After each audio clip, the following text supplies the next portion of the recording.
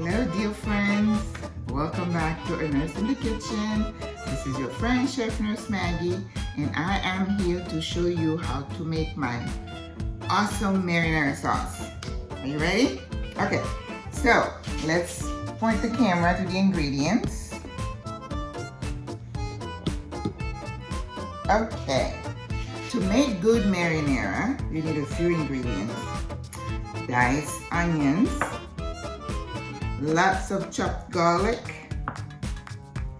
and this one, the basil, fresh basil. Listen, if you don't have basil in the house, don't even attempt to make marinara. And I don't mean the dry stuff. You need fresh basil. Okay. You need some spices. I have an Italian blend. And this thing, it's got every single herb in there. It's got sage, it's got marjoram, basil, rosemary, oregano. So this will go with anything. The only also way you could use this Italian blend, if you're having like an Italian dish and you want your guests to maybe, you know how when you go to those restaurants and then they put the oil, the dipping oil, you can get your olive oil and put a little bit of that, a little bit of pepper, and it becomes dipping oil. Fresh salt and pepper, sea salt, oregano leaves. Yeah, if I need it, I can use that. And of course, my complete seasoning. I don't leave home without it. So I put this in everything. And I have some red pepper flakes. I have 2 habanero peppers. If you could find the green one, that's even better, but that's all I have in the fridge. We are not gonna make it hot. I'm just gonna throw it in the sauce when it's cooking so I can get all the flavor from the pepper. Then I have half a lemon. Remember, you always tap lemon, a little bit of acid. It kinda lifts up the flavor. And I have some thyme here, and what we call a bouquet garni. Big French word. All it means is that you have some herbs that you wrap, you know, with a piece of, with a string. And it is, for me, it is, oh God, parsley, could be parsley, or with me, you know, it's cilantro. And then you have thyme.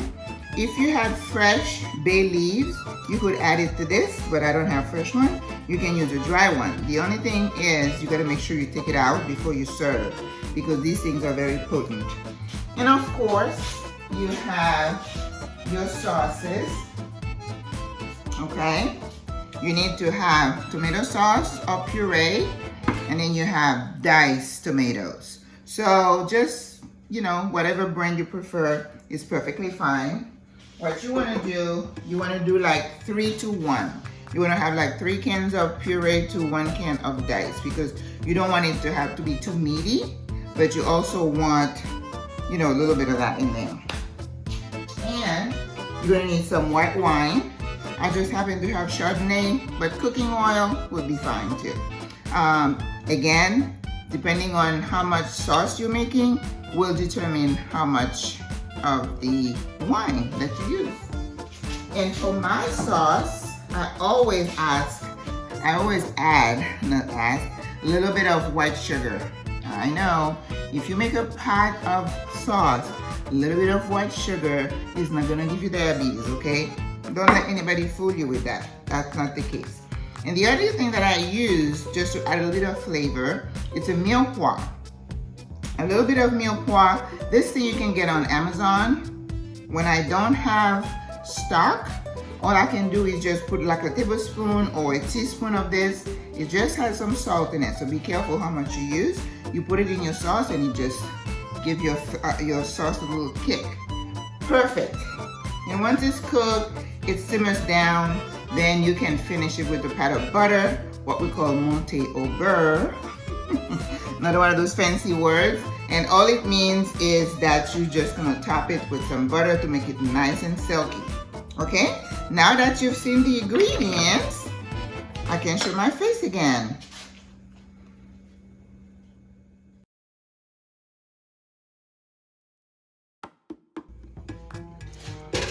All right, guys, welcome back.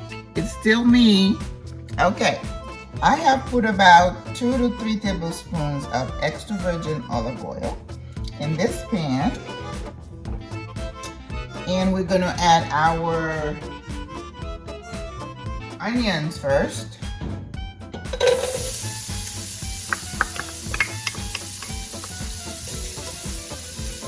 Notice that I'm using my wooden spoon because I don't want to scratch my pan, my beautiful pan. I do not want that. And you're also controlling your heat. You don't want your onions to burn. Okay? You want to sweat the onions. Okay, there's going to be a quiz after this class, okay?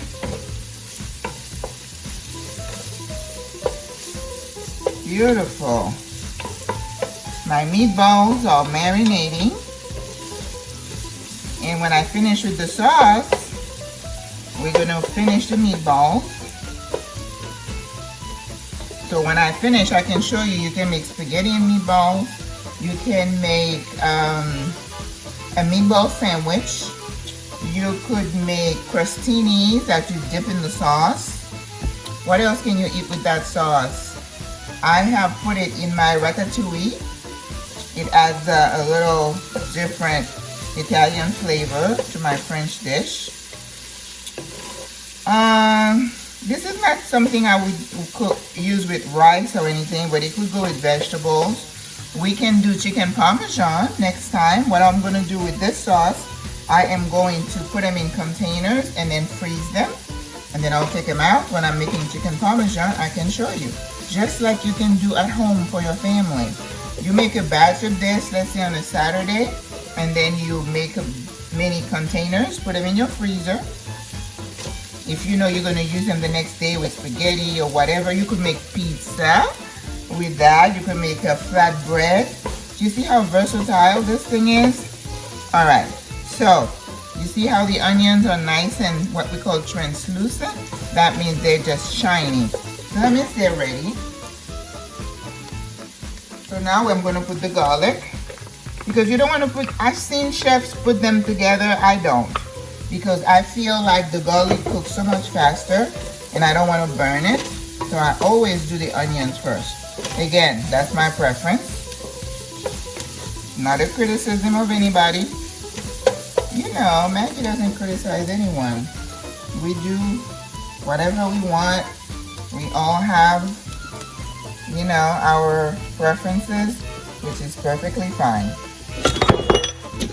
Oops. Almost lost my phone there. Alright. So, now I'm going to turn the heat up a little bit because now I'm going to deglaze. Well, let me put that bouquet garni in here because I think it's going to add that flavor to the dish. And also I'm adding the 2 habanero peppers. That way this onion and the garlic, everything is nice and flavorful. So cool. Now remember, all this stuff comes out before you serve. You take your bay leaves out, you take the pepper out, and you take definitely your bouquet out. Alright? This is not what we use to decorate your dish. Okay, so now we go into what we call deglaze. That's where you're going to add the white wine. And deglaze means you're going to let the wine cook out. Okay? Because you don't want to make anybody drunk. And once it soaks up all the flavors and it cooks, once it dries up, then you're ready to add your tomato sauce. Okay? What I like to do, while the wine is cooking, I add a little bit of my flavoring, my spices. Again, hoping to crystallize the flavor that I'm looking for. Red pepper flakes. Now you don't want your sauce to be hot, so not too much. And my complete seasoning. I couldn't find a big one the other day, so I had to settle for this little one. and the Italian blend. That definitely, I want a good tablespoon of that. So we are deglazing.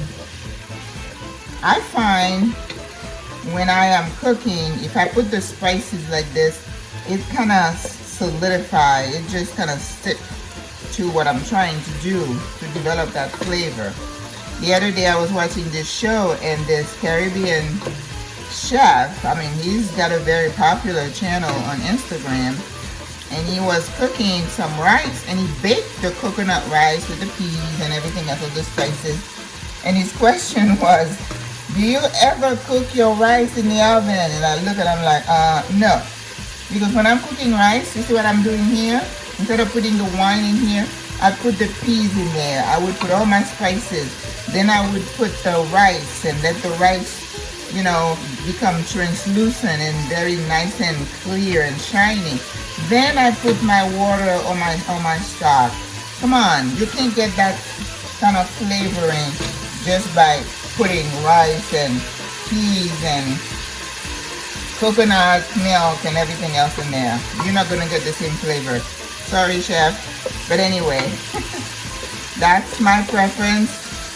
To each his own.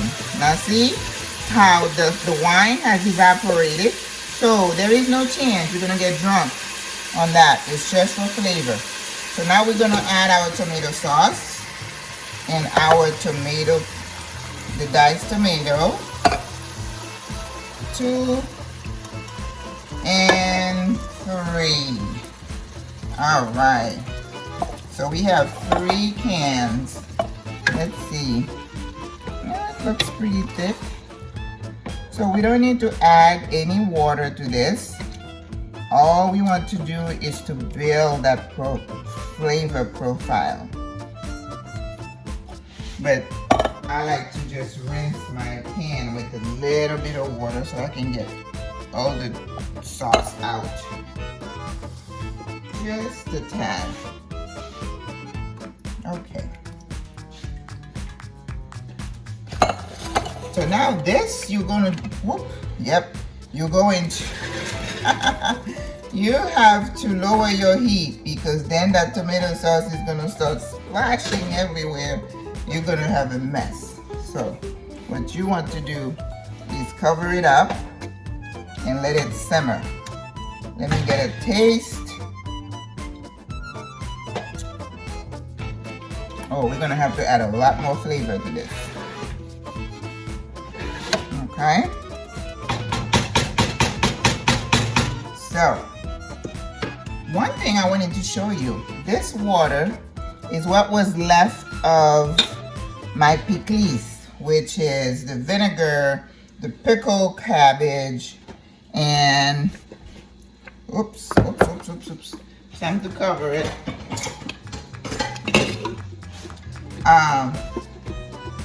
So this, it's got a little bit of juice left. I'm going to pour a little bit of that in there. The only reason I'm not putting a lot of it in is because it might be hot. And there is no such thing as hot marinara. Okay? Alright, so we're going to lower our heat. Let this simmer for about 10 minutes or so. And then we'll finish it up with the lemon juice and more seasoning.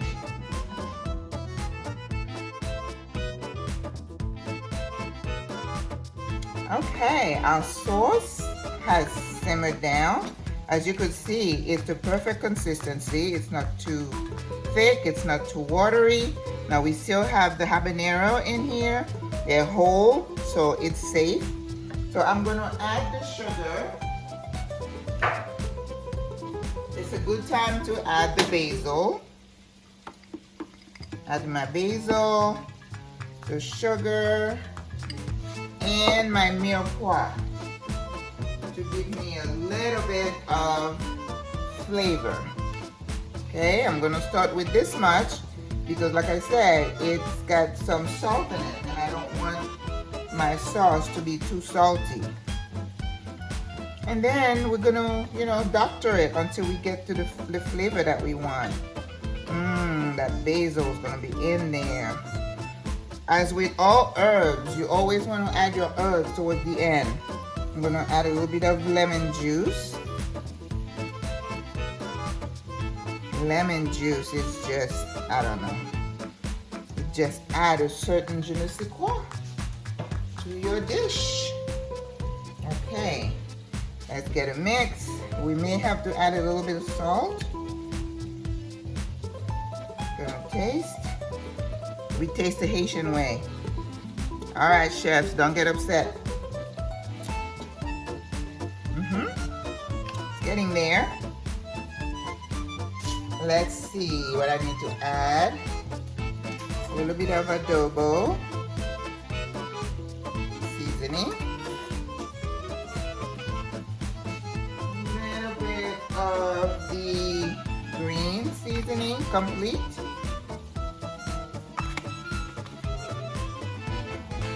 I have the meatballs going on the other side, so I gotta keep an eye on them.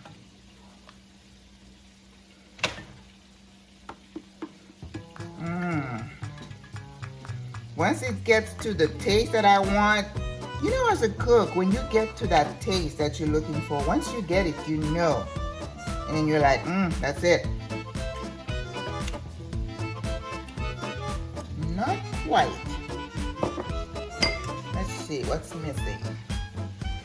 I don't want to add too much salt. Maybe a little bit of this. A little bit of mirepoix. No more acid because, you know, this is not a meat, so we don't want to add too much acidity to it. And you put that in your spaghetti, your pasta, you make a meatball sub.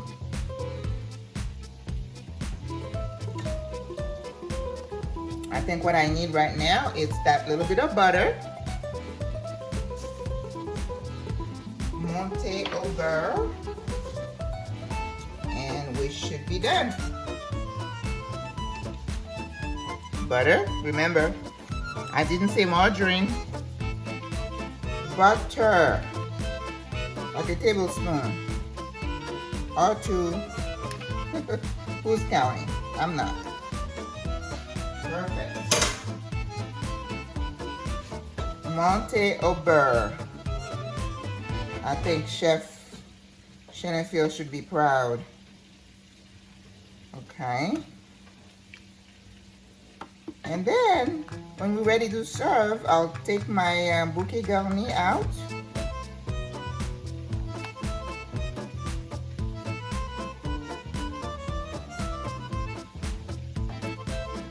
I think a little bit more sugar.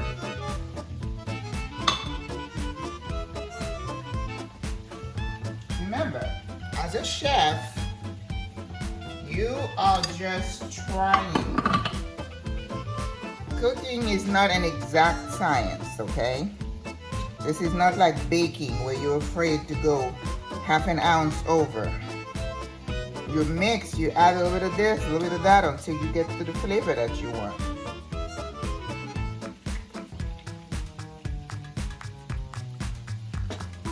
And that's it. All it needed is a little bit of sugar. But I think also I need to let it simmer some more.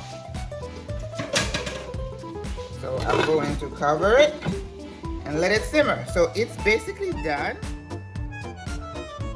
Perfectly made, homemade, perfect homemade marinara. All done. Look at that. You see the garlic and you see the tomato, you know, chunks, and you see the fresh basil in here. Now I took out the bouquet garni and the habanero pepper that I kept whole, just for flavor. Look at that. Look at this gorgeous beauty. So that you can just make ahead. You could make a bigger pot and then portion it in your containers, and you know, and then you can freeze it. Oh, there's the bay leaf. We gotta take that out. Yep. All right, guys, enjoy. God bless. À la prochaine.